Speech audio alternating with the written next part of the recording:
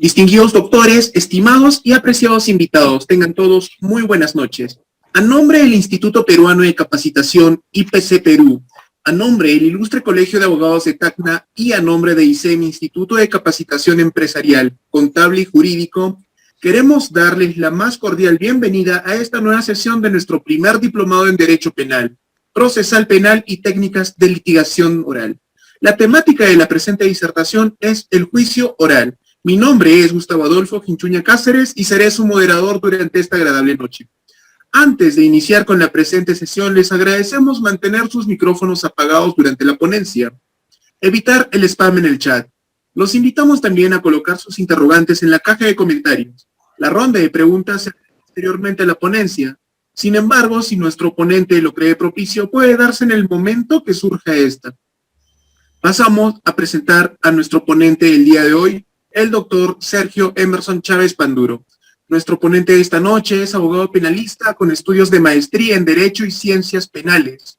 También cuenta con una maestría en Derecho Constitucional y Derechos Humanos por la Universidad Nacional Mayor de San Marcos.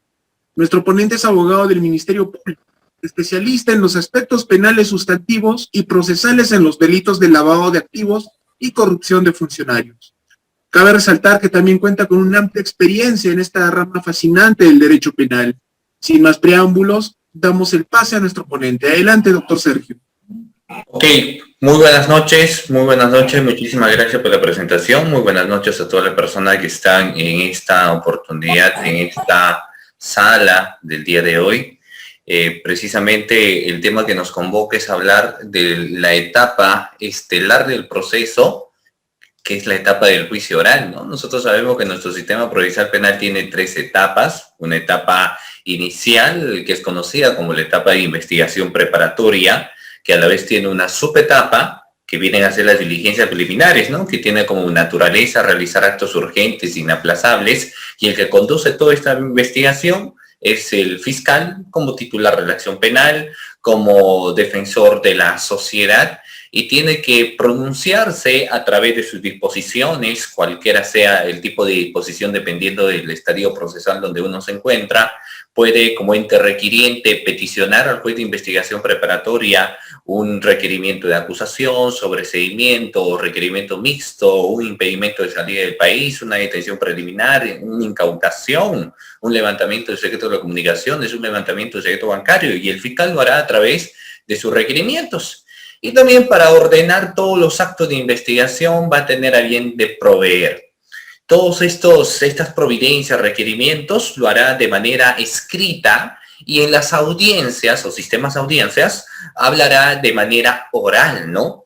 De ahí que uno de los principios emblemas que tenía este nuevo sistema procesal penal por allá entre los años 2004, 2003, 2002, cuando ya se empezaba a proyectar esta implementación del nuevo Código Procesal Penal, se señaló de que la oralidad tenía que ser el principio bandera, ¿no? Y precisamente esa oralidad pues no es 100% oral en todo el sistema procesal penal, y así lo establece nuestro Código Procesal Penal. Es mixto en la investigación preparatoria, mixto en la etapa intermedia, y solo se aplicará oralidad en los sistemas de audiencia, ¿no? En los sistemas de audiencia. Y fíjense ustedes que esa primera etapa de investigación preparatoria va a concluir con la emisión de una disposición, y a la disposición de conclusión de investigación preparatoria. Se entiende que el fiscal durante esta primera etapa puede tomar 3 decisiones. 3 decisiones puede tomar el fiscal una vez terminada la primera etapa procesal, después de haber emitido esta disposición de conclusión de investigación preparatoria. ¿Cuál vendrán a ser estas decisiones, doctores, que puede tomar el fiscal? Primero, ¿se recuerdan ustedes el acuerdo plenario 1/2017?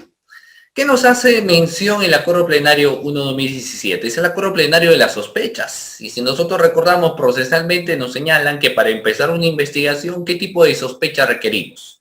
Una sospecha inicial simple para iniciar una investigación. Así lo señala el acuerdo plenario pues 1/2017.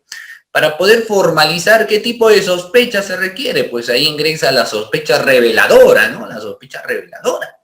Para poder emitir un requerimiento de acusación, que podría ser la primera decisión de un fiscal, tiene que existir la sospecha suficiente, Y ese acuerdo plenario 1/2017 respecto a la prisión preventiva decía la sospecha grave, ¿no? Luego salió el acuerdo plenario 1/2019 y empezó a decir, no, se necesita la sospecha fuerte, más allá que un requerimiento de acusación. Pero bueno, al margen de ello, el fiscal, al término de su investigación, puede emitir esa conclusión de investigación preparatoria cuando vea satisfecho sus objetivos de investigación. Uno emite esa disposición cuando ve satisfechos sus objetivos de investigación y puede tomar pues 3 decisiones, ¿cierto?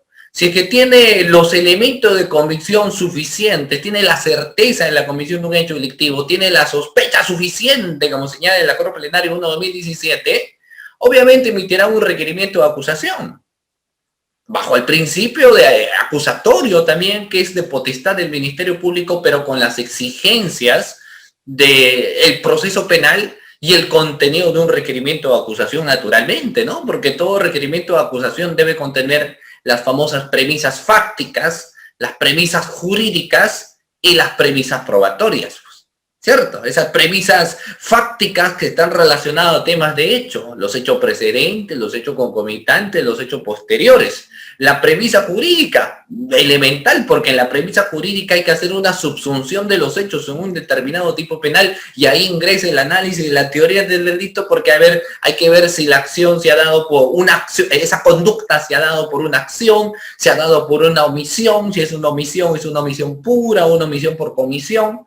Luego vamos a ver si esas conductas de qué manera se han subsumido en un tipo penal y hablaremos de la imputación objetiva, ¿cierto?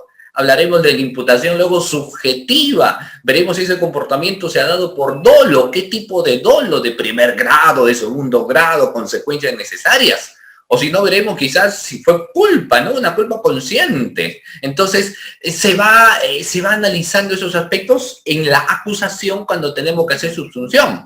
¿Haremos un reconocimiento de la antijuricidad? Por supuesto que sí. Veremos si que no existe algún tipo de causa de justificación establecida en el artículo 20 del Código Penal. Y si pasamos la antijuricidad, veremos el tema ya de la culpabilidad y veremos si es que no existe algún tema de inimputabilidad. Y fíjense ustedes en ese sentido de que como estos hechos, que en las premisas fácticas, de por sí los hechos son importantes, pero más importante que los hechos es cuando empezamos a subsumir, ¿cierto? Y luego ingresa la tercera premisa, que es la premisa probatoria, pues, ¿no? O sea, tenemos una premisa jurídica, premisa fáctica, que son hechos, luego tendremos la premisa jurídica, y por último tendremos la premisa probatoria. Finalmente los jueces dicen lo que quiero, al mismo estilo de la película del Padrino, quiero pruebas, ¿cierto? Sobre todo para el Ministerio Público, necesito pruebas, porque en base a las pruebas vamos a sentenciar.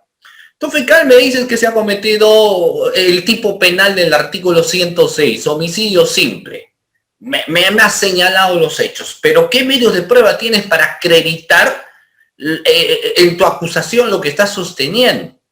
Tu Ministerio Público me dice que nos encontramos ante la figura del feminicidio, ¿cierto? Cuando se mata a una mujer por su condición de tal. Señor fiscal, dígame usted qué medios probatorios tienes que acrediten ese requerimiento de acusación. O usted, señor fiscal, señala que se ha cometido un delito contra la administración pública, artículo 384, por ejemplo, del Código Penal, colusión.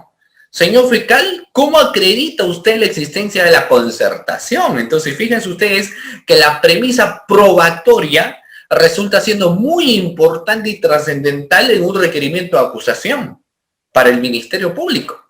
Y esas premisas probatorias, esos elementos de convicción que tiene el fiscal, incluido en su requerimiento de acusación, necesariamente tienen que pasar por todo un control propio de la etapa intermedia, el control formal, el control sustancial.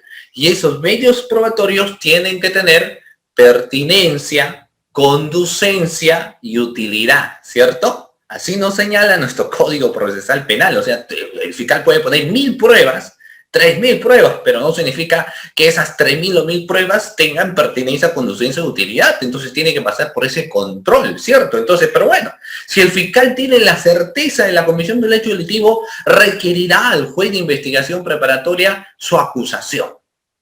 Pero puede darse la otra situación, ¿cierto? Que el fiscal, por ejemplo, considera que en realidad estamos ante un hecho atípico. Hemos formalizado, sí, porque en su momento teníamos elementos de comisión reveladores. Pues. O sea, aperturamos el caso por un indicio de un presunto delito de robo. Formalizamos porque teníamos elementos reveladores, pero no hemos logrado tener elementos de comisión suficientes. Nos fue imposible tener elementos de comisión suficientes, porque en realidad el hecho era típico. Se ha extinguido de la acción penal. Me es imposible incorporar nuevos medios, realizar diligencias de la investigación. Entonces lo que haré es requerir un sobreseimiento, ¿cierto? Entonces vemos esas dos primeras posibilidades que podría tener el fiscal: requerir una acusación o un sobreseimiento. Pero tenemos un tercero luego. ¿Y cuál es el tercero? La fusión de estos dos. Si uno ve una investigación de lavado de activos, crimen organizado o corrupción de funcionarios, trata de personas, por mencionar, ¿qué en común tienen estas investigaciones?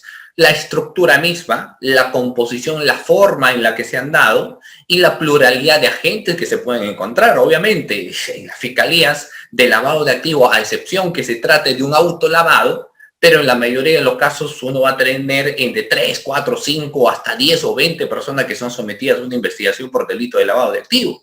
Si hablamos en crimen organizado, a pesar que señala que para hablar de organización criminal tendrá que ser de 3 a más personas, no siempre es 3, aquí se termina siendo 20, 25. Si hablamos de una fiscalía supraprovincial, ya casos a nivel nacional, y ahí los investigados podrían llegar a ser hasta 60, ¿no? O 50. Pero no significa que los 50 o 60 investigados son culpables de los hechos. Entonces el fiscal, por ejemplo, tiene, a manera de ejemplo, 30 personas que están investigando, pero sobre 15 de ellos sí tiene elementos de comisión suficientes, y sobre los otros 15 solamente se quedó con elementos de comisión reveladores, ¿no? Entonces, sobre los 15 primeros formulará una acusación y sobre los otros 15 formulará un requerimiento de sobreseimiento. Nuestro Código Procesal Penal a esa mixtura lo conoce como un requerimiento mixto, ¿cierto? Un requerimiento mixto. Pero bueno, eso solamente por mencionar, porque no vamos a hablar de requerimiento mixto, no vamos a hablar de requerimiento de sobreseimiento, vamos a hablar que ese requerimiento de acusación tiene que pasar por una etapa intermedia, porque ¿qué nos señala el principio de acusatorio? No existirá juicio sin previa acusación, ¿cierto? Entonces, cuando uno pasa pues, por ese control de la etapa intermedia, el juez de etapa intermedia de la misma manera podrá tener dos opciones. Si el requerimiento, por ejemplo, está mal formulado, si no pasa el tamiz del control formal o el control sustancial, si los medios de prueba que está presentando el Ministerio Público en su requerimiento de acusación no pasan el estándar de pertinencia, conducencia ni utilidad, obviamente la decisión que tomará en este caso el juez será la emisión de un auto de sobreseimiento. Pero si esa acusación está muy bien elaborada, es sólida, entonces el juez lo que hará es emitir un auto de acusación, ¿cierto? El autoenjuiciamiento. Y ese autoenjuiciamiento nos dará pase ahora, lo que vamos a hablar, lo que viene a ser el juicio oral. Si nosotros nos empezamos situando en base al juicio oral, vamos a recordar que nuestro Código Procesal Penal en su título 3 nos habla el autoenjuiciamiento y el artículo 353 nos empieza hablando del contenido del autoenjuiciamiento y el artículo 355 ya nos empieza hablando del auto de citación a juicio. Entonces vamos a empezar, doctores, nosotros he preparado algunos materiales que ahora les voy a proyectar a ustedes, empezar señalando el tema del juicio oral, ¿ya? Muy bien.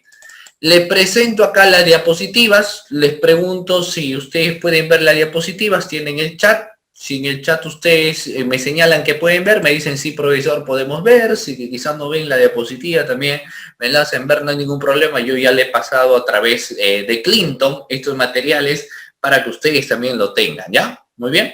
Entonces, muy bien, muchísimas gracias, Gloria, muchísimas gracias, Gustavo. Carolina también me dice que sí se ve, perfecto, es importante que se vean nuestras diapositivas, ¿no? Miren, ¿qué decimos del juicio? Que es la etapa estelar, la etapa más importante. Y obviamente, y más que ser la etapa importante, es una etapa estelar. Es la etapa estelar. No podríamos decir que es la etapa más importante porque todas las etapas son igual de importantes con su propio mecanismo, con su propia estructura, con sus propios objetivos. Pero en el juicio oral es la que nosotros vamos a utilizar, lo que precisamente caracteriza pues a un abogado, porque el abogado hoy en día tiene que saber hablar, tiene que saber expresarse, tiene que saber persuadir al juzgado, tiene que saber convencer, ¿cierto? Entonces aplicaremos la oralidad, que es uno de los principios que va a regir precisamente nuestro juicio oral, ¿no? Entonces, esta etapa estelar, esa etapa trascendental, uno procesalmente hablando se juega el todo o el nada. El fiscal se juega una acusación, o sea, que logre una sentencia condenatoria, y la defensa busca una absolución, o quizás una determinación anticipada de juicio, ¿no es cierto? Pero busca objetivos en beneficio, obviamente, de su defendido, y el Ministerio Público en beneficio, se entiende, de la legalidad de la sociedad, ¿cierto? Entonces el juicio oral va a iniciar con la emisión del auto de citación a juicio.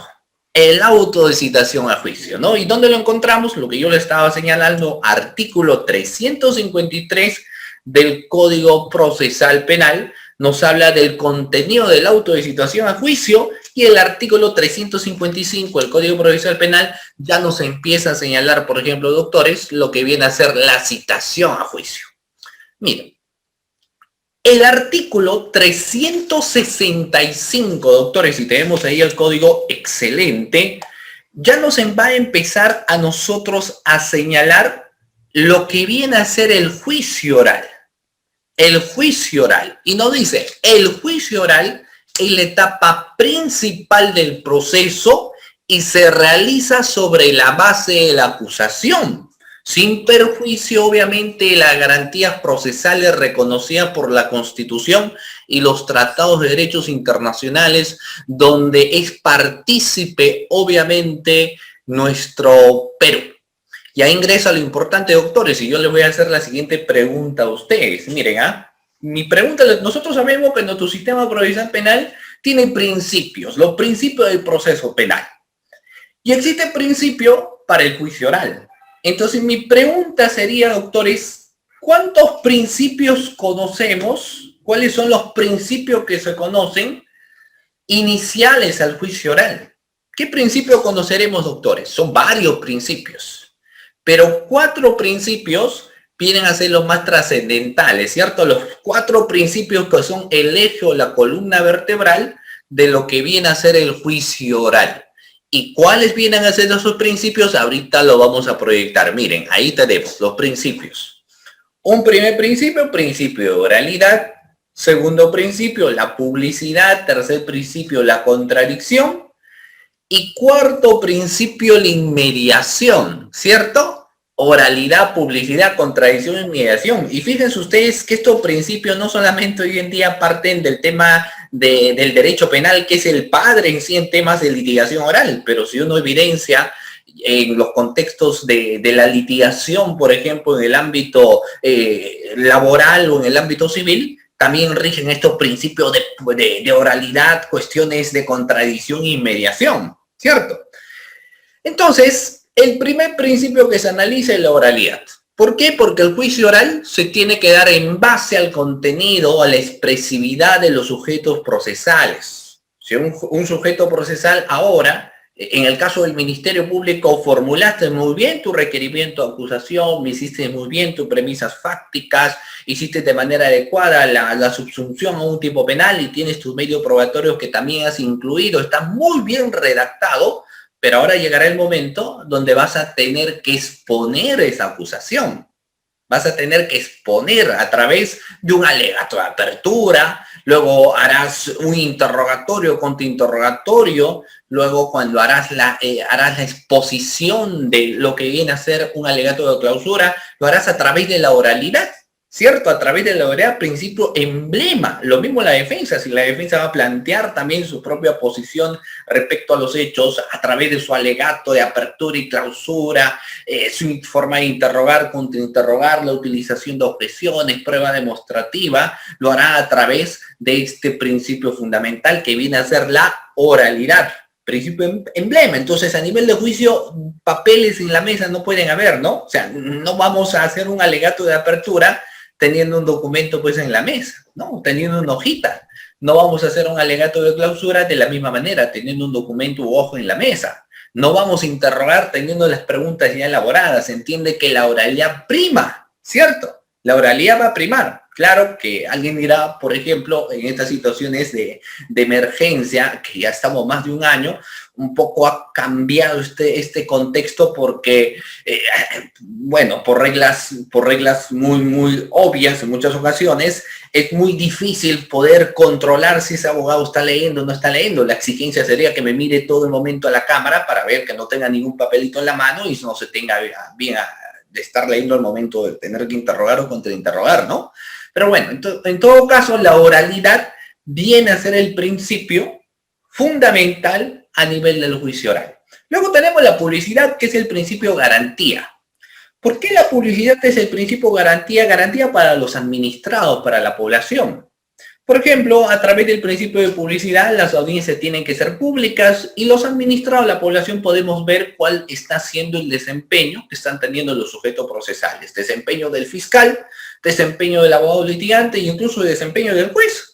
A través de la publicidad podemos ver si el juez está mirando a los sujetos procesales, está utilizando la inmediación, o quizás está durmiendo en audiencia, quizás está utilizando el WhatsApp, no está prestando atención. Entonces, nos podemos percatar a través del tema de la publicidad. De la misma manera, el Ministerio Público, defensor de la legalidad, defensor de la sociedad, tiene una mochila muy grande y lo tiene que defender como tal. Entonces, la población veremos si nos encontramos realmente representados ante el defensor de la sociedad y si él hace una buena exposición o quizás está nervioso, se olvida. Entonces, la publicidad nos permite evidenciar esas cuestiones. Y para los que se dediquen al litigio, incluso viene a ser una tribuna abierta, ¿no? Porque a través, si sales en un caso emblemático, un caso grande, a través de Justicia de TV, y haces una buena exposición, seguramente la cartera de clientes de esta persona va a incrementarse. Entonces, la publicidad es un principio que ayuda muchísimo. Nos permite tener garantía de cuál viene a ser el comportamiento y desenvolvimiento de los sujetos procesales, pero también ayudará mucho a quienes ejercen la abogacía en el sector privado. Luego tenemos el otro principio, que es el principio de contradicción, conocido, doctores, como el principio de debate, ¿no? Y los jueces dicen, excelente que existe contradicción, porque existen posiciones en contrarias. Entonces, si el fiscal lleva a su testigo, la otra parte puede contradecir a sus testigos. Si el abogado lleva a su perito, el fiscal de la misma manera puede contradecir a su perito, ¿no? Ya en las reglas de contradictorio. ¿Pueden haber careos? Por supuesto que pueden haber careos también a nivel de juicio. El fiscal lleva sus medios de prueba, los sustenta. Bueno, es la posición del fiscal. Para la defensa puede ser de que no cumplan ni la pertinencia, conducencia, utilidad, y insistirá en ese sentido en la confrontación y el debate, y el principio de contradicción nos permite a nosotros medir esas dos cuestiones, ¿no? Contradecir. Y tenemos el último principio, que es el principio de inmediación. Ese principio de inmediación lo podríamos señalar de la siguiente manera: una cosa es ver, otra cosa es observar, ¿no? ¿Qué diferencia, doctores, a una acción de ver de una acción de observar? Si uno ve algo, bueno, ves si puedes captar algunas situaciones nada más, diferentes cuando uno observa. ¿Por qué? Porque cuando uno observa, se percata de los pequeños detalles, ¿cierto? Y se supone que el que va a aplicar inmediación a nivel de juicio, ¿quién será, doctores? ¿Quién aplicará inmediación a nivel de juicio? ¿Cuál de los sujetos procesales? ¿Se entiende que será él? ¿Será el fiscal? ¿Será el abogado defensor? ¿O será el juez? ¿Quién tendría que aplicar ese principio de inmediación, doctores? Se entiende naturalmente que tendría que ser el juez, ¿no? Porque el juez tiene que observar a los sujetos procesales. Tiene que ver cuál es la participación que tiene el fiscal. Vamos a ver si el fiscal interroga cumpliendo las técnicas establecidas en un contrainterrogatorio. Vamos a ver si el fiscal quizás se pone nervioso al momento de interrogar, no conoce su caso y está dejando una indefensión a la sociedad. Lo mismo sucederá para la defensa. Si el abogado no sabe, desconoce, no aplica muy bien la técnica, a través de la inmediación nos podemos dar cuenta de ello. Y lo mismo sucederá al momento de interrogar a un testigo o a un imputado, ¿no? Porque veremos si el testigo, por ejemplo, y ahí algo que es muy importante, muy pocos lo tratan, es vital que un juez como aplique inmediación, sepa muchísimo también del tema del lenguaje no verbal. ¿Por qué es importante que un juez tenga que conocer temas del lenguaje no verbal? Porque si no conoce, no me va a aplicar de manera adecuada una inmediación. Uno con las palabras puede decir muchas cosas, ¿cierto? Pero finalmente a tu lenguaje no verbal no lo vas a engañar. Ya hay criterios y hay cuestiones importantes y básicas del lenguaje no verbal. Por ejemplo, cuando alguien conversa con una persona y pone pues la mano en la nariz, es señal de estar mintiendo, ¿no? O de no estar seguro de lo que va a señalar. El cruzar los brazos es poner tu esfera personal y no quieres que absolutamente nadie ingrese a la misma, ¿no? Porque quizás te sientes amenazado. Si empiezas mirando a los costados, no estás seguro. Entonces, la cuestión del lenguaje no verbal ayuda muchísimo a los temas de inmediación. No podría hacer un adecuado análisis de inmediación si es que yo no conozco temas de lenguaje no verbal, ¿cierto? Y eso es algo muy importante. Había un libro que era existe un libro que es La psicología del delincuente.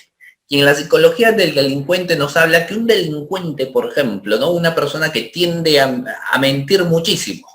Entonces puede decirte con las palabras muchas cosas, pero su lenguaje no verbal finalmente lo va a detallar, lo va a delatar. Entonces, el juez tiene que aplicar inmediación y tiene que ver.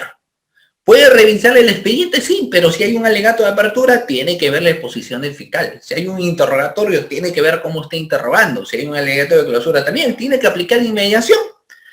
En esta situación de emergencia, la inmediación se ha flexibilizado. Yo no parto de esa premisa cuando muchos señalan que en la actualidad nosotros nos encontramos ante una vulneración del principio de inmediación, porque la vulneración, para que sea como tal, nos va a hacer a nosotros pensar que tiene que existir un comportamiento intencional para que esto se dé, ¿cierto? Por ejemplo, una violación del principio de oralidad sería cuando le permiten a los sujetos procesales leer su alegato de apertura, interrogar leyendo las hojas. Es una violación al principio de oralidad.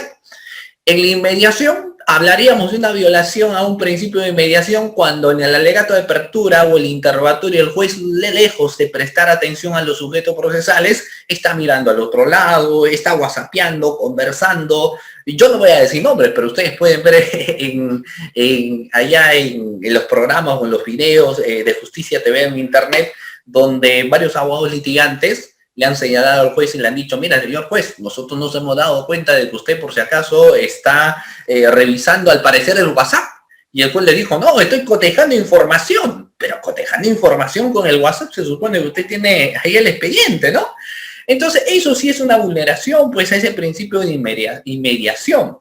Pero la pandemia no vulnera como tal inmediación. Es decir, si llevamos a cabo audiencias virtuales, no es porque finalmente uno quería, ¿no? Sino que esta situación ha sido producto, obviamente, de estas cuestiones de la pandemia del COVID-19. Entonces, razón por la cual no existe, pues, una vulneración. Claro que existen precedentes, como en el caso Chile, donde ellos han dicho, no, todas las audiencias que se han llevado a cabo de manera virtual tienen que ser nulas porque se han violado el principio de inmediación. Pero tenemos el caso España, donde en el caso España han señalado que por el contexto donde nos encontramos, obviamente no existe una violación del principio de inmediación, sino un tema de la flexibilización, ¿no? Y esto tiene para más, pero por temas de tiempo vamos a correr, ¿de acuerdo? Muy bien, entonces, 4 principios que obviamente nosotros lo conocemos. Entonces, si llegamos a juicio, miren, si llegamos a juicio, estimados doctores, ¿cuál es el objetivo? El objetivo, pues, es ganar el juicio finalmente. El fiscal busca una condenatoria, la defensa una absolución, ¿cierto? Por lo general.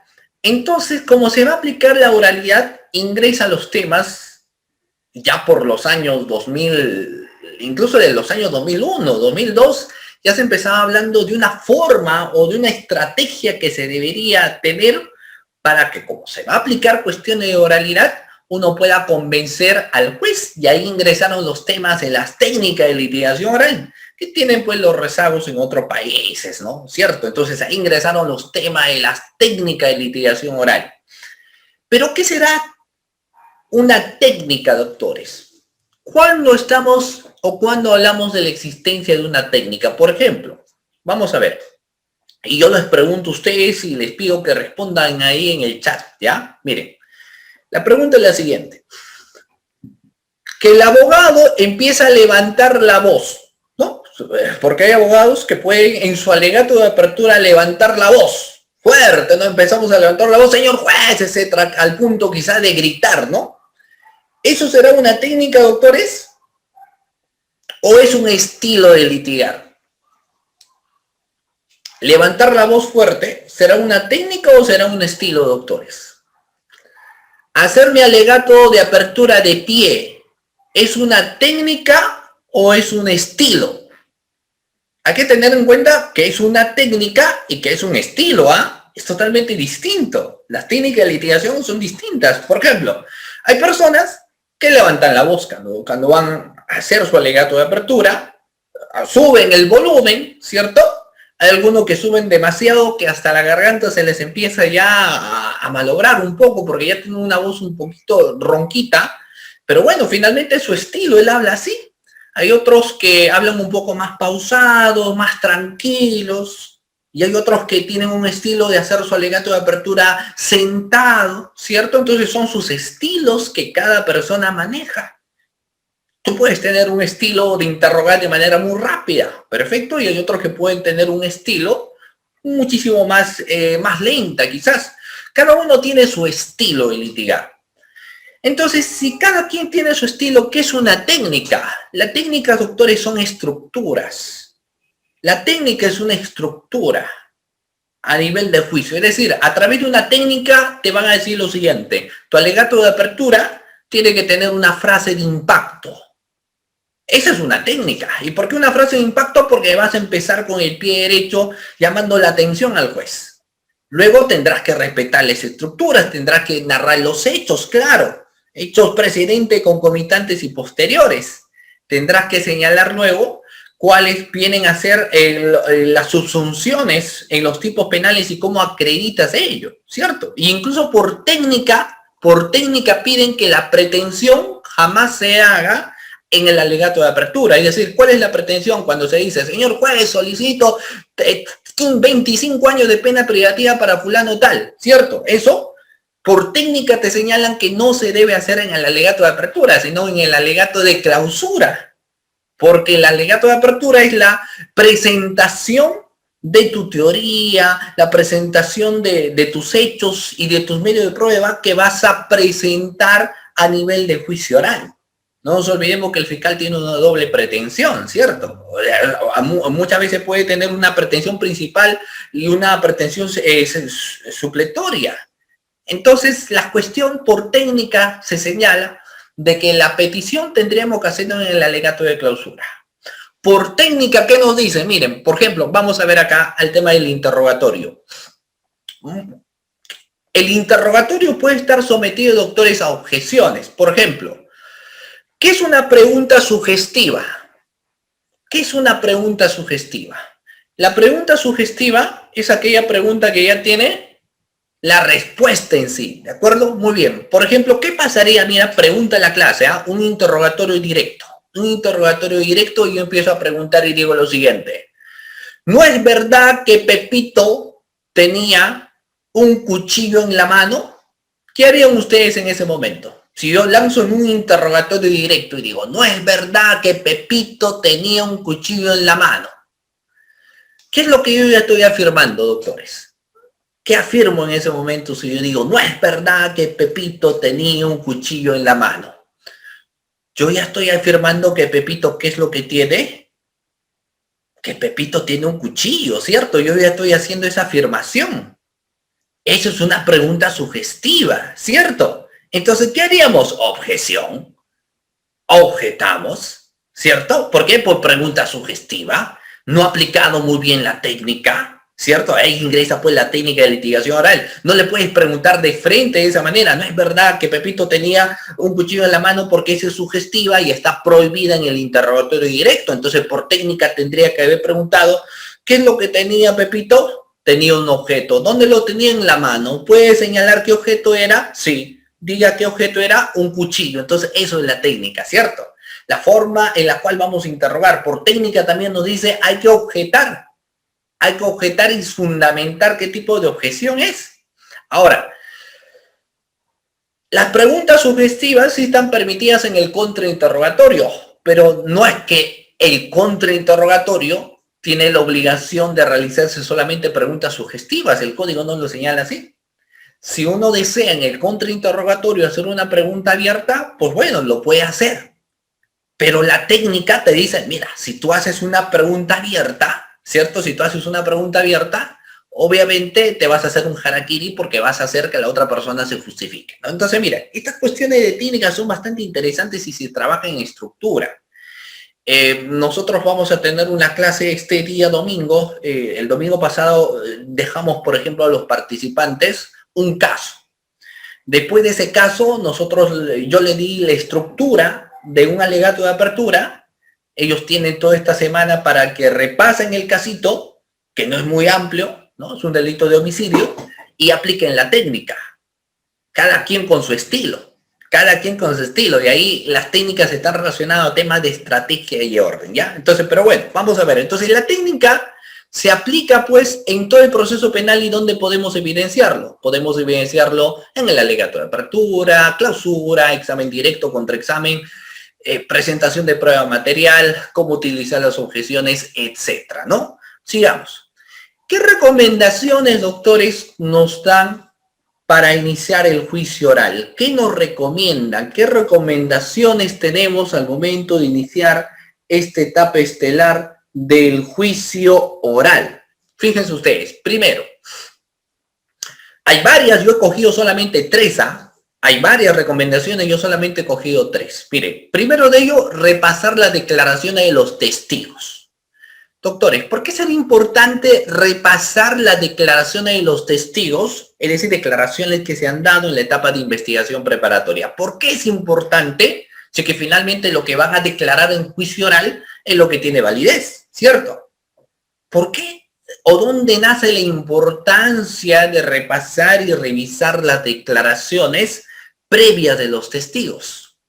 Si que lo que van a señalar en juicio oral es la que tiene validez. Y se van a dar ustedes cuenta de lo siguiente. ¿Por qué es importante? Porque en juicio oral podemos evidenciar la contradicción o podemos refrescar memoria. Hacemos uso de la técnica de refrescamiento de memoria o evidenciamos la contradicción. Por ejemplo, un delito de violación. El testigo en su declaración en diligencias preliminares señaló que efectivamente él estaba en la fiesta. Él observó cuando el acusado subió al segundo piso con la señorita y cuando le entregó un refresco que él ya había observado que el señor había puesto una sustancia extraña. Eso fue su declaración en la etapa de investigación preparatoria. Pero en juicio oral dice que él sí fue a la fiesta, pero que no se acuerda nada. Que él no vio a nadie, no vio absolutamente nada porque había consumido alcohol y obviamente no había visto absolutamente y no recordaba nada, ¿no? Entonces, vemos a una persona que ha dado 2 versiones diferentes. Si yo no sé sus declaraciones que dio en la etapa de investigación preparatoria, acá en juicio oral no le voy a poder evidenciar la contradicción. ¿Por qué? Porque obviamente no lo sé, es cierto.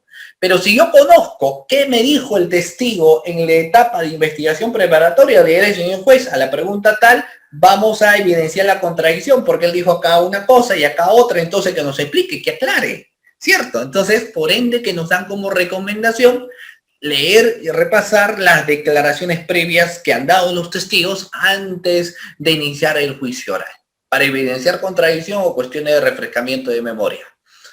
¿Qué otra recomendación nos dan? Las pericias son muy importantes, son trascendentales. Hay que saber, si bien es cierto, las conclusiones, pero yo considero, y eso es vital, conocer también el procedimiento, o sea, conversar con el perito y que nos explique qué método quizás utilizó, de qué forma llegó a definir que ha existido perjuicio patrimonial, que existe homologación de voz, que esa firma que se encuentra ahí es falsa. Necesitamos saber cómo arriba eso. ¿Por qué? Porque en juicio oral va a llegar el momento donde vamos a contrainterrogar, por ejemplo, al perito, ¿no? Entonces, si yo no sé el procedimiento, no voy a poder contrainterrogarlo de una manera quizás como uno esperaba, ¿no? Entonces es importante también no solamente saber las conclusiones de los informes periciales, sino también conocer el procedimiento. Y por último, obviamente, toda la documentación que forma parte del auto de enjuiciamiento lo debemos conocer y lo debemos dominar a plenitud. Teoría del caso. Miren, doctores, teoría del caso. Y les lanzo una pregunta, Mira, ustedes van a tener una clase con el doctor Fran Almanza, ¿no? Un amigo mío, el doctor Fran Almanza, y si ustedes lo han escuchado, yo les pregunto a ustedes, miren, se señala nuestro sistema procesal penal, doctores, ¿será un sistema de teoría del caso? ¿O no es un sistema de teoría del caso? Han escuchado ustedes al doctor San Martín, me imagino en alguna oportunidad. Ellos sostienen que nuestro modelo no es un modelo de teoría del caso. ¿Por qué? Porque para que sea teoría del caso, tendrían que existir investigaciones paralelas. Y nuestro sistema procesal penal no es de investigaciones paralelas. Por ejemplo, ¿quién investiga en nuestro sistema procesal penal? Bajo un principio de legalidad, reconocimiento de la Constitución, o sea, ¿quién está obligado a realizar una investigación? ¿De quién es la obligación? Del Ministerio Público, ¿cierto? El Ministerio Público es el que va a tener que investigar, es el que tiene la carga de la prueba, titular de la acción penal. La defensa, ¿tiene la obligación de investigar? Procesalmente hablando, no. ¿Por qué? Porque la persona en un proceso penal se presume inocente, prueba en contrario. Y la inocencia no se tiene que demostrar, la inocencia se presume. Pero la culpabilidad de una persona sí se tiene que demostrar. Entonces, bajo ese sustento se dice, el único que investiga, el único que lleva teoría es el fiscal. La defensa no. Entonces, no podemos hablar que estamos ante un sistema de teoría del caso. Entonces, San Martín se le preguntó, entonces, si no es un sistema de teoría del caso, ¿qué sistema es? No, es un sistema de criterios adversariales. Bueno, finalmente son sustentaciones bastante interesantes, pero si nos ceñimos estrictamente en base a lo que dice nuestro Código Penal y analizamos contextos dogmáticos, vamos a ver que van generando el tema de que sí tenemos un sistema donde impera las cuestiones de una teoría del caso, que no son otra cosa posicionamiento que tiene la persona. Pero vamos a ver, mire, la teoría del caso tiene cierta particularidad porque tiene que ser única, simple, creíble y autosuficiente una teoría del caso, ¿ya? Y en base a la teoría del caso y las posiciones en contrario que van a tener los sujetos procesales. El desarrollo del juicio. Corremos rápidamente. Se empieza con el alegato de apertura. ¿Qué es el alegato de apertura, doctores? El alegato de apertura será el primer momento que tienen los sujetos procesales de dar información al juez. Dice una frase, no existen dos oportunidades para causar una buena impresión.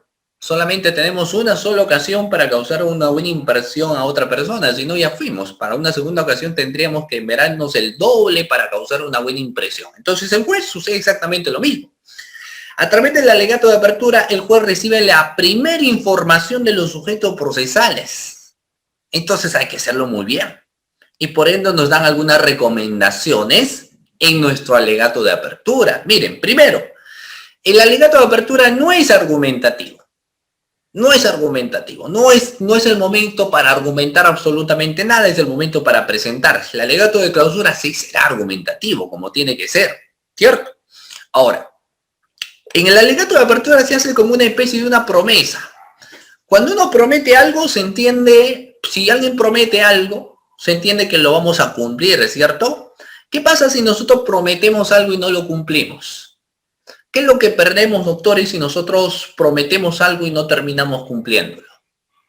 Nos van a tildar de pinochos, mentirosos, no tiene credibilidad, dice una cosa y al final no lo hace. Y lo mismo va a pasar cuando hablamos del alegato de apertura. En el alegato de apertura, si yo le digo, señor juez, vamos a demostrar el perjuicio patrimonial y yo no tengo una pericia contable.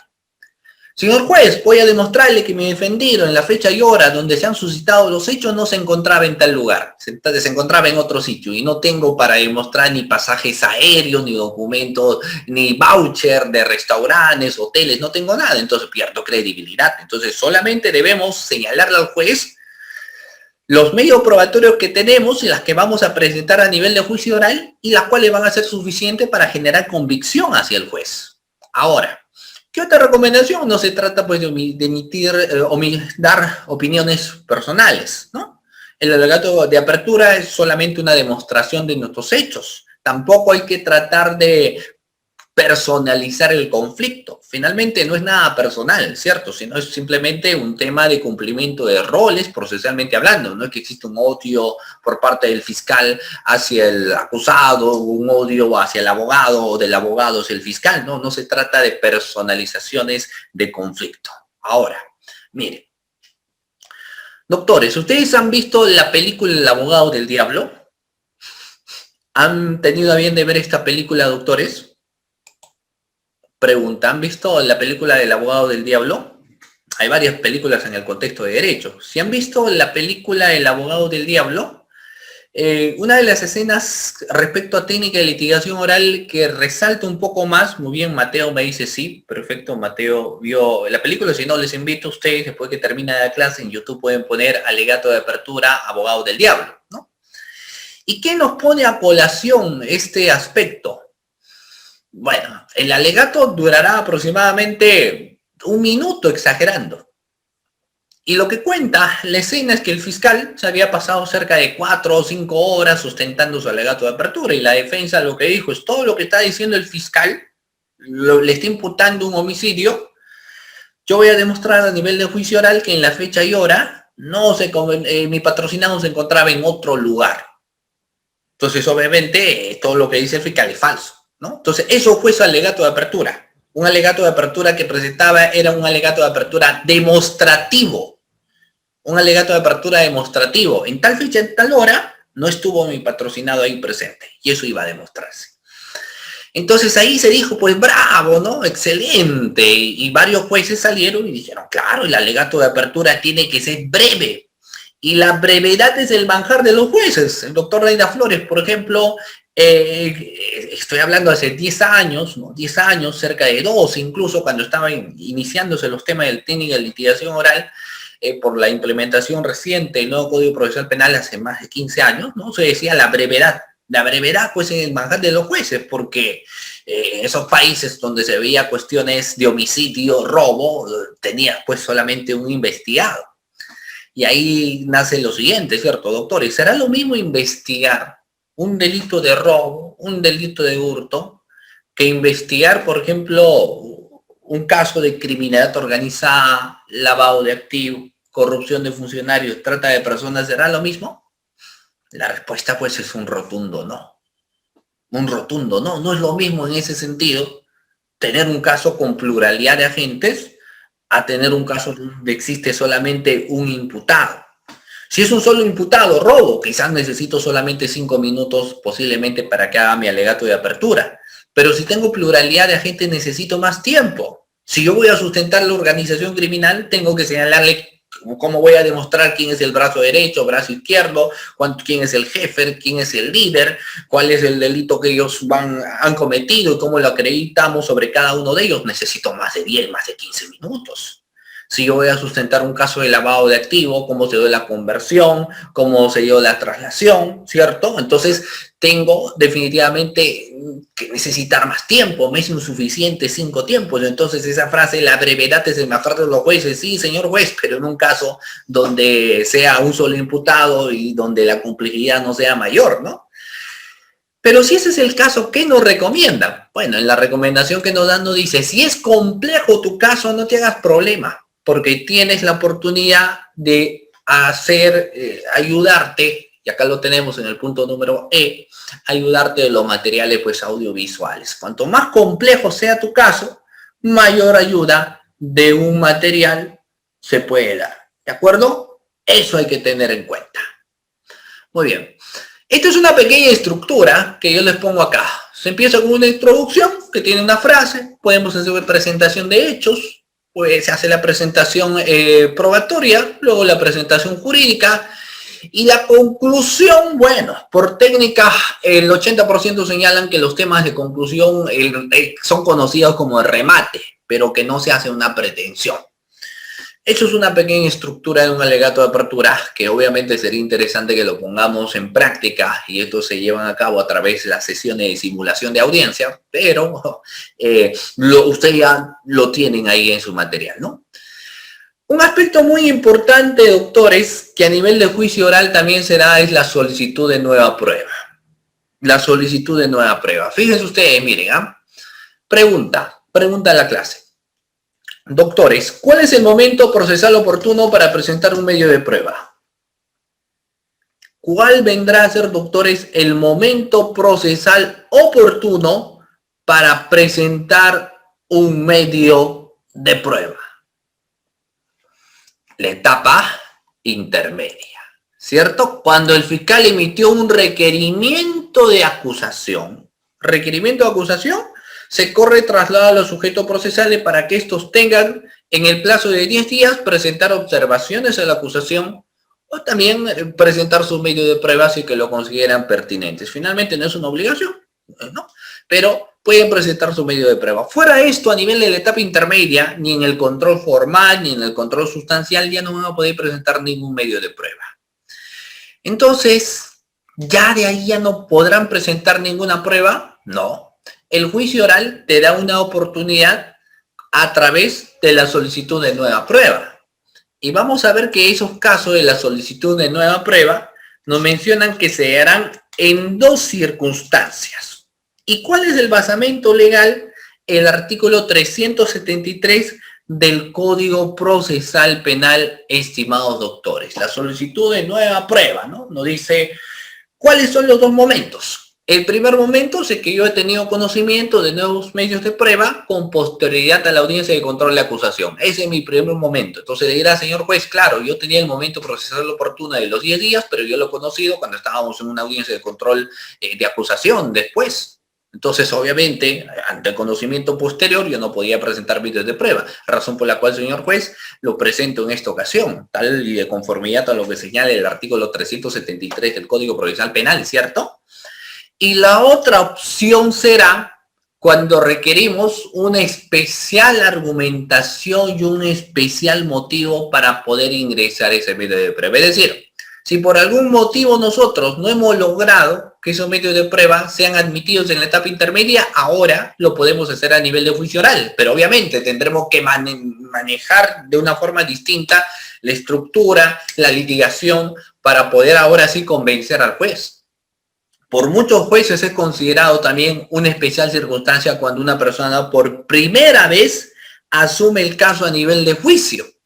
Porque claro, naturalmente, si tú recién asumes el caso a nivel de juicio, tú no tienes las culpas que el anterior abogado, que quizás lo dejó en indefensión, no haya presentado medios de prueba, ¿cierto? No es tu culpa. Entonces, tú ahora como abogado defensor a nivel de juicio, esos medios de prueba que han sido rechazados o no han sido presentados, los puedes tener a bien también de presentar. Son 2 momentos, no son los únicos, porque no nos olvidemos de la prueba de oficio también, ¿no? Pero eso se va a dar posterior, ante el alegato de clausura, ¿ya? Antes del alegato de clausura. Ahora, lo que diga el juez puede decir fundado o infundado, la resolución no es recurrible. Queda ahí, ¿de acuerdo? Muy bien. Y luego, pues, rápidamente se habla de la actuación probatoria. El artículo 375 habla de un examen del acusado, actuación de medios de prueba, oralización de los medios de prueba, y rápidamente me voy a ir a la declaración del acusado, artículo 379. ¿El acusado, doctores, está obligado a declarar o no? Pregunta de pregrado, ¿no? O sea, ¿un acusado está obligado a declarar o no? Muy bien, Ibrahim me dice no. ¿O sí está obligado a declarar, doctores? Obviamente la respuesta será no. En la etapa de investigación preparatoria, el artículo 71, segundo párrafo del Código Procesal Penal señala que la persona investigada tiene derecho a guardar silencio, no está obligado a declarar. Y a nivel de juicio oral, precisamente en el basamento del artículo 376 señala que el acusado puede hacer uso de su derecho a guardar silencio. Pero eso sí, si es que dice, yo no voy a declarar a nivel de juicio, se tendrá que hacer uso de sus declaraciones, se tendrá que hacer lectura de su declaración que ha dado en la etapa de investigación preparatoria, ¿no? Y a muchos dicen, y esa gran polémica cuando hoy en día se tiene, si es que el acusado es o no es un órgano de prueba. El Código Penal tiene muchos vacíos y al tener muchos vacíos, esto requiere de muchas interpretaciones. Hay quienes sostienen que sí es órgano de prueba porque dicen, si no fuera órgano de prueba, no se tendría por qué hacer uso de las declaraciones previas. Perdón, no tendría por qué hacerse lectura de su declaración que ha dado el acusado en la etapa de investigación preparatoria, ¿no? Entonces, ese matiz es para que muchos hayan escrito artículos, hayan escrito, por ejemplo, textos respecto al tema de que sí, el acusado viene a ser un órgano de prueba. Pero hay quienes van a sostener, no, porque el acusado no es órgano de prueba, será el testigo, será el perito, pero no es el acusado, ¿no? Entonces, hay esas posiciones que actualmente se suelen tener. Y sobre ello también hay videos en YouTube sobre el debate si el acusado es o no es un órgano de prueba, así que los invito también a ver esos temas, ¿ya? Muy bien, entonces, pero el acusado puede decir un momentito, ¿no? Como que yo no voy a declarar, faltaba más, yo voy a declarar, quiero declarar. Entonces, si el acusado acepta declarar, nosotros vamos a tener que darle ciertos matices o ciertas reglas. Primero, el acusado tiene la oportunidad de decir todo y cuanto quiera. Su relato, sus aclaraciones, explicaciones, justificaciones, puede decir todo lo que considera necesario. Y existen reglas para el interrogatorio porque se deben orientar básicamente a aclarar circunstancias del caso. El interrogatorio está sujeto a que las preguntas que se formulen sean pues directas, claras, pertinentes y útiles, nos señala. Y que no son admisibles de ningún punto de vista, no son admisibles las preguntas repetitivas, las preguntas sugestivas, capciosas, impertinentes, porque estos serán sometidos a la famosa palabra que es objeción, ¿cierto? Y que se va a tener que replantear o reformular pues la pregunta, ¿no? Entonces ahí radica el examen del acusado. Luego tenemos testigos y peritos, ¿no? Que también será en juicio. Y acá sí existe todo un matiz de preparación previa de un testigo. Por ejemplo, será una preparación. ¿Cuál es el riesgo? Mire, voy a decirle lo siguiente, ya vamos a hacer lo siguiente. Mire, si yo al testigo le digo, ¿sabes qué, testigo? Tenemos juicio la siguiente semana. Yo te voy a hacer 20 preguntas y acá ya he anotado lo que tú vas a responder. Lo único que tú tienes que hacer es memorizarte todo lo que dice ahí, nada más. Y cuando ya yo te hago la pregunta, tú respondes, me vas a responder en base a todo lo que se encuentra ahí. ¿Qué opinan de esa preparación, doctores? ¿Será dable esa preparación? Decirle al testigo, yo te voy a hacer estas preguntas y tú vas a responder esto o lo aquello. ¿Es dable preparar así a un testigo? ¿O existirá algún riesgo? Obviamente vamos a encontrar un riesgo. ¿Y cuál es el riesgo? Que se memorice y se sienta todo ya prefabricado, que el testigo no es espontáneo. Ese es el primer riesgo. Y el segundo riesgo, lo mismo que sucede cuando un estudiante se prepara para un examen oral, se memoriza todo para una exposición, ¿no? Se memoriza esto, lo otro, etcétera, etcétera. Y cuando llega la hora, una palabrita se olvidó y ya se olvidó absolutamente todo. Entonces lo mismo podría suceder al momento de un interrogatorio. Entonces lo que se sugiere es que la preparación sea de una manera pues espontánea. Hay que definir varias cosas. Si su narración es en forma cronológica, no cronológica, etcétera, ¿no?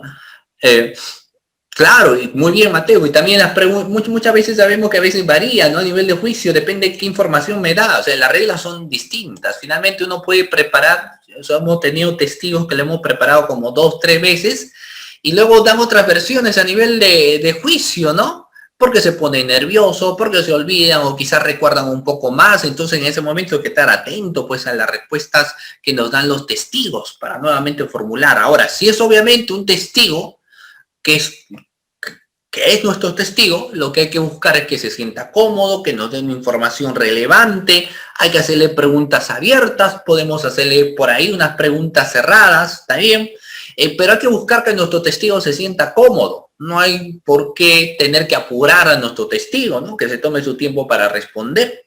Y podemos utilizar algunas técnicas también, como bien hace la técnica del eco, la técnica de la repetición, haciéndonos los incrédulos. Existe toda una técnica en el caso de nuestros propios testigos, que obviamente lo haremos totalmente distinto cuando se trate del testigo de otra parte.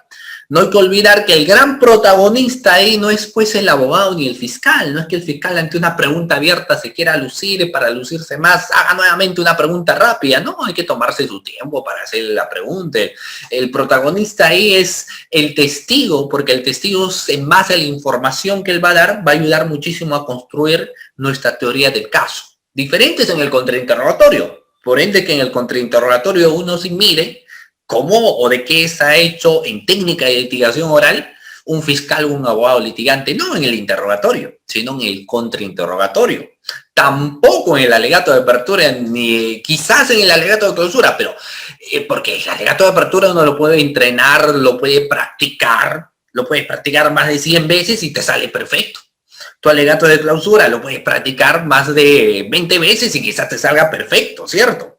Pero tu contrainterrogatorio no, pues.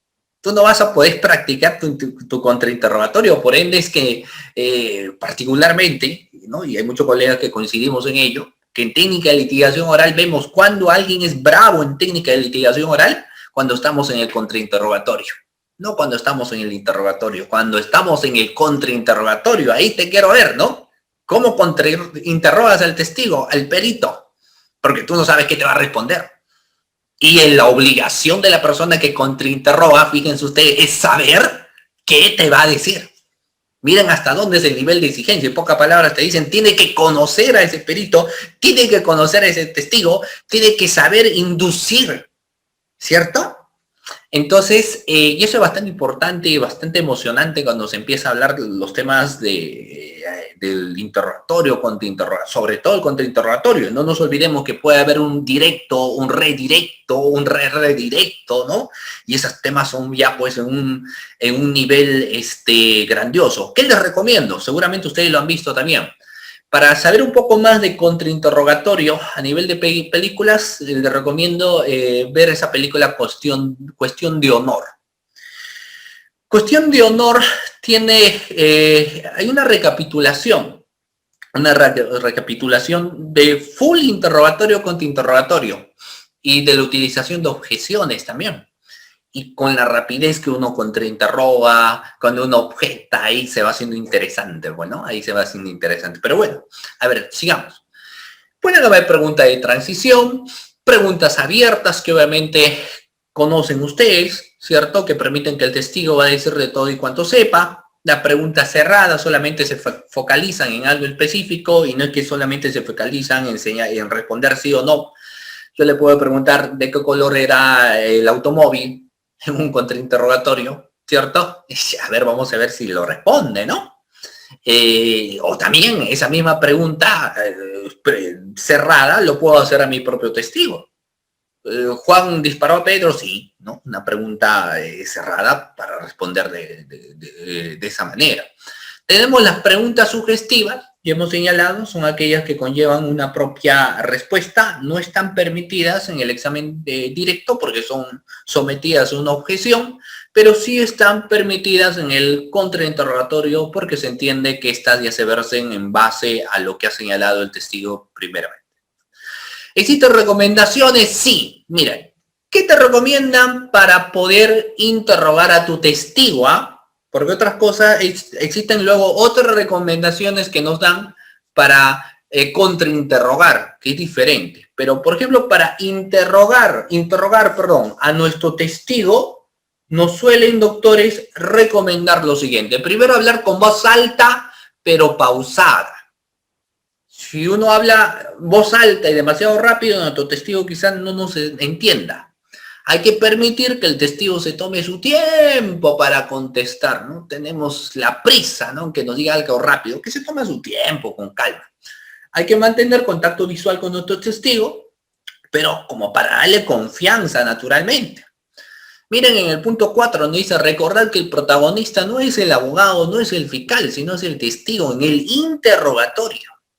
Hay que buscar que el testigo se sienta cómodo. No todos los testigos están acostumbrados al juicio oral. No todos los fiscales todos los días tienen juicio, ¿cierto? No todos los que litigan siempre tienen juicio, o sea, depende. Entonces, incluso ellos podrían sentirse nerviosos, fíjense ustedes, más en el caso de un testigo, pues, ¿no? Entonces hay que buscar que el testigo se sienta cómodo, relajado. hay que formular por ende preguntas claras y sencillas, y por favor, nunca debemos enojarnos con nuestro testigo, ¿ya? Muy bien. El examen de peritos. En el examen de peritos es un poco más complejo. ¿Por qué? Porque el mundo de derecho es tan amplio que ningún abogado conoce todas las materias, pues. Ni siquiera un abogado penalista, ¿no? Porque el derecho penal es tan amplio, no es solamente procesal. Quizás uno puede dominar tema procesal, pero tienes la parte general y hay tantas teorías, hay tantos contenidos dogmáticos, luego hay que dominar la parte especial. Entonces, si de por sí la misma rama del derecho termina siendo muy amplio, uno se ve especializando, ¿no? Por eso que existen las fiscalías especializadas en delitos de corrupción de funcionarios para que solamente vean esos temas y lo dejan los temas de lavado de activos para quienes quieren ser fiscales en lavado de activos y se centren netamente en estas cuestiones. O de las fiscalías de violencia contra la mujer o los integrantes del grupo familiar, porque lo que se busca es que se generen fiscalías especializadas para que realicen una investigación adecuada. Porque si le dieran todos los delitos, imagínense, harían investigación, sí, pero quizás habría muchos vacíos. Entonces, si eso pasa solo en el derecho penal, imagínense conocer pues el derecho tributario. Si ahorita empezáramos hablando de derecho tributario, bueno, algunos quizás empezaríamos a entender, otros quizás estaríamos volando por ahí, si empezamos a hablar de derecho mercantil, ¿cierto? O empezamos a hablar de gestión pública, entonces las cuestiones ahí vuelan porque el conocimiento es muy amplio. Entonces, si eso sucede en el derecho, imagínense meternos en el mundo de un perito que puede ser un contador, puede ser un arquitecto, puede ser un ingeniero de sonido, puede ser en este caso un economista. Entonces, ellos tienen su propia especialidad, su propio mundo, tienen su propia carrera y ellos harán una pericia en base a sus experiencias y linajes que ellos tengan.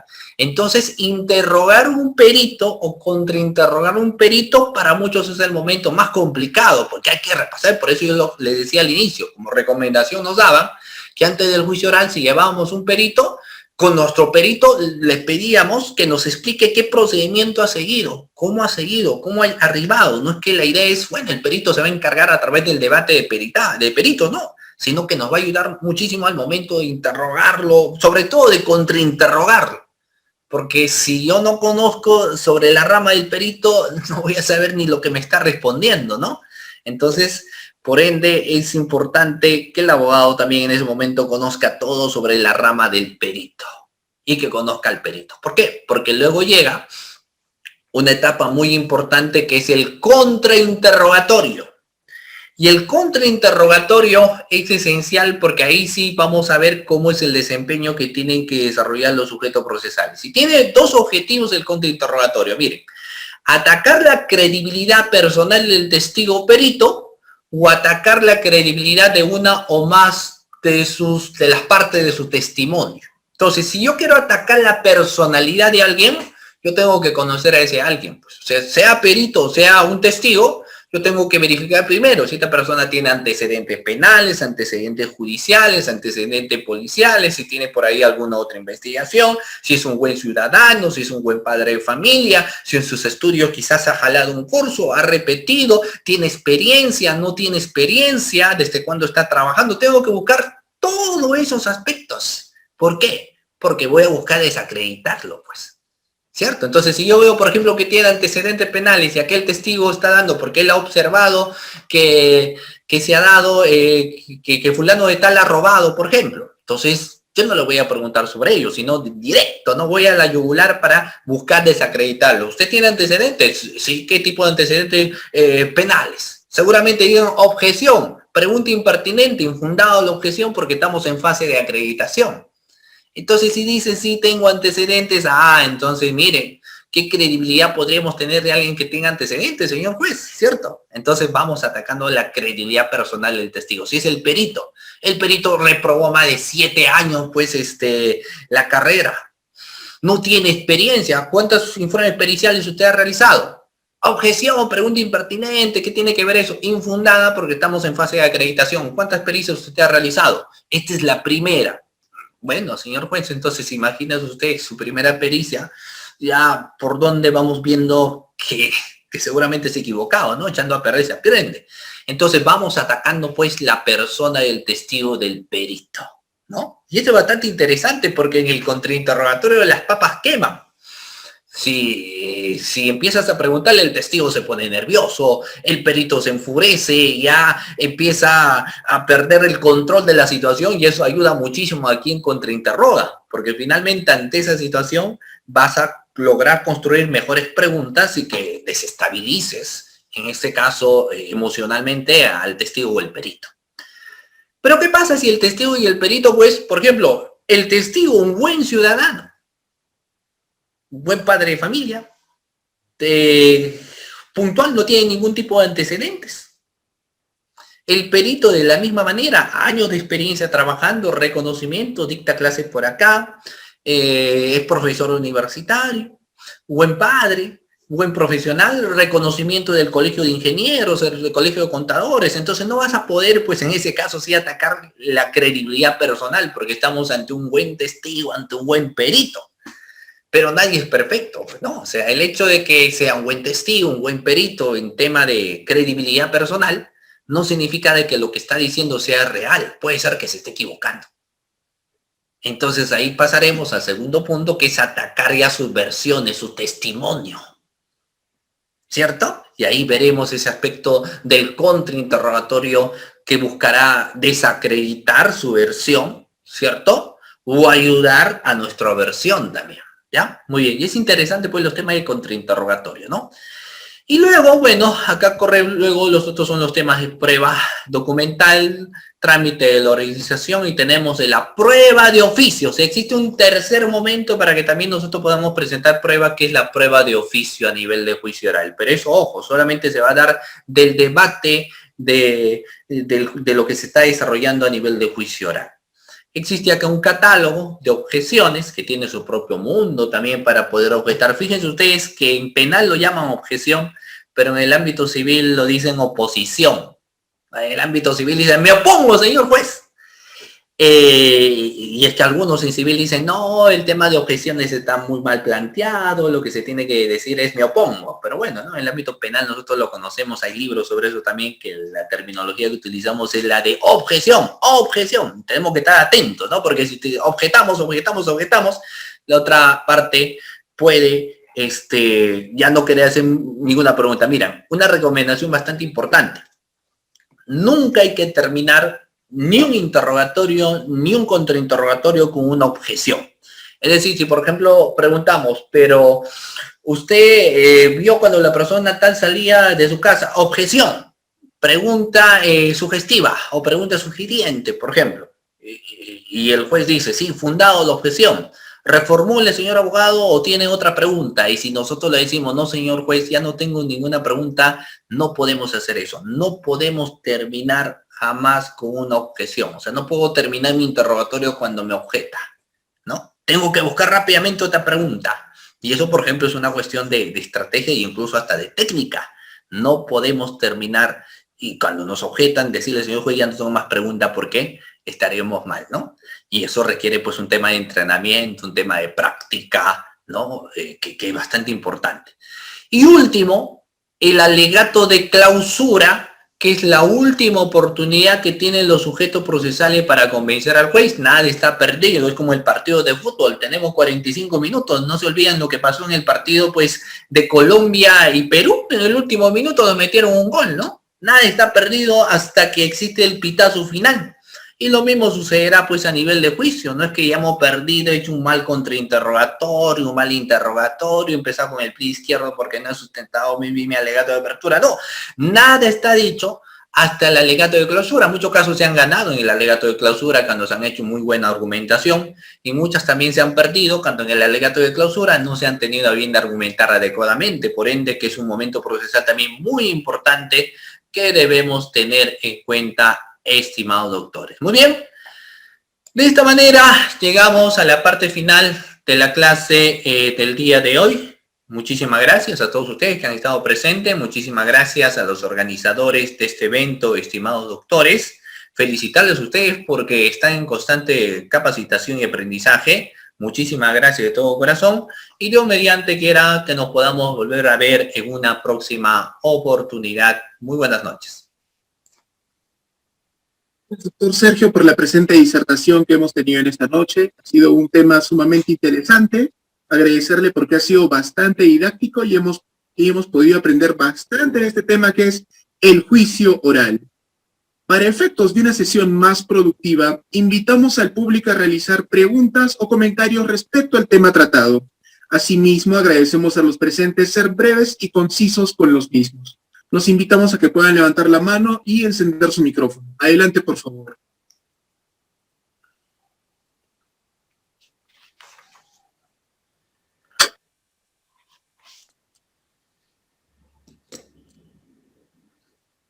Bueno, doctor Sergio, en vista de que el tema ha quedado bastante claro, le gustaría compartir con nosotros algún comentario, algún consejo antes de despedirnos.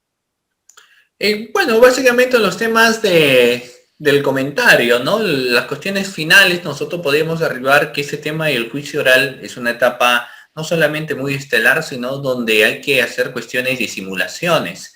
Los abogados y los fiscales que participan más en temas de simulaciones de audiencia son aquellos que van a poder desarrollar un mejor manejo a nivel de juicio de lo que vienen a ser las diferentes técnicas que ahí se utilizan. Ahí no ingresa mucho la teoría, porque la teoría sí lo podemos hacer en una investigación preparatoria, cuando hay que acusar, cuando hay que ir a tutela de derecho, pero ya a nivel de juicio oral, el tema es conocer la estructura de juicio, conocer las técnicas y practicar, porque de esta manera sí vamos a poder desarrollar y vamos a tener buenas participaciones a nivel de juicio oral. Doctor, a nombre del Instituto Peruano de Capacitación IPC Perú, a nombre del Colegio de Abogados de Tacna y a nombre del Instituto de Capacitación Empresarial, Contable y Jurídico, queremos agradecerles por su presencia en esta noche. Es siempre un gusto escucharlo en lo personal. A mí me encantan sus ponencias, siempre es muy ilustrativo, siempre es muy didáctico y bueno, siga así, doctor. Muchas gracias y hasta una nueva oportunidad. De esta manera hemos cumplido nuestra 11ª sesión de nuestro presente diplomado en Derecho Penal.